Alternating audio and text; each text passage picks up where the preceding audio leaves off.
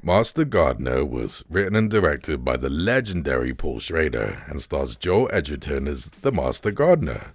He's in charge of maintaining the grounds at Sigourney Weaver's posh home, until Weaver's troubled grandniece begins working with Edgerton. As a result, some inner demons are challenged on both sides. So I gotta get this out of the way, guys. There are gonna be no spoilers in this review, because I'm far kinder than the trailers for this film.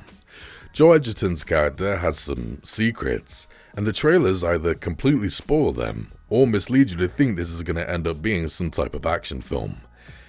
No, you need to understand this. This is an incredibly slow character piece, and if you're familiar with Paul Schrader's work, this won't surprise you at all. So don't be fooled by those trailers, it's very slow. So Paul Schrader wrote Taxi Driver, and considering that Taxi Driver is probably in my top 20 favorite films of all time, you know I had to check this one out.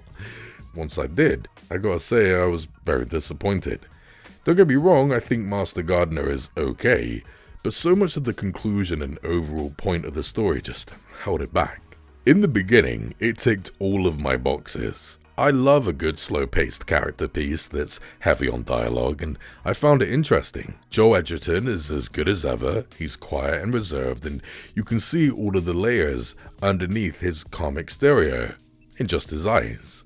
It's very much like Taxi Driver, especially with his narration from a notebook. I also loved Edgerton's comments on flowers, and how he relates his own life to a garden that must be maintained. I surprisingly really enjoyed the flower metaphors and themes.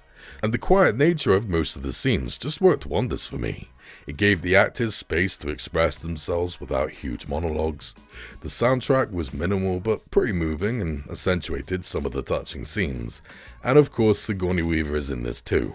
She doesn't get too many scenes, but she just cannot put a foot wrong. She's as good as ever. This woman is my queen. I'm so happy she's in her 70s and still going strong out there. But after such a solid setup, hardly any of it went anywhere. If you're gonna have a pace this slow, you cannot have this much clutter in the scenes, and sadly there is so much of it.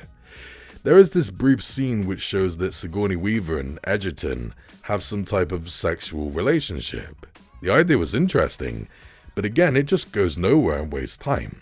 She even has this disturbed reaction when she sees his tattoos, and I was like, oh, so this is the first time you've ever seen him shirtless? So that means this is the first time you guys are having sex, right? Well, if this is your first time doing this together, shouldn't this be more of a big moment for you guys? And will her shock go anywhere?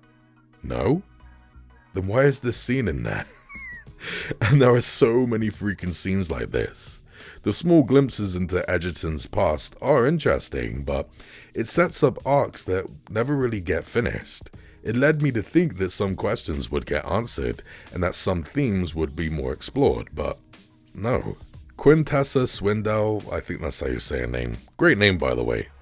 She was solid as the great niece, but her character didn't do much for me, and where her and Edgerton's character end up just felt so unrealistic and pointless to me. That third act was so arbitrary, and the ending just didn't satisfy me in the least bit. In the end, Master Gardener is decent. I do appreciate so many big names coming together to make an indie-style film, but it's far too cluttered for its simple nature. Good performances, a nice style, and aesthetics can only take you so far. So many scenes should have been cut, and so many more themes and character points should have been explored. Still, I do recommend you check it out, but only if you're okay with very slow-paced films with little to no payoff. I myself can like films like that, but not when they're this cluttered. I'm going to give Master Gardener a 6 out of 10. I won't lie, guys, that score does feel pretty generous. I do want to go lower, but Schrader's writing does elevate this one for me.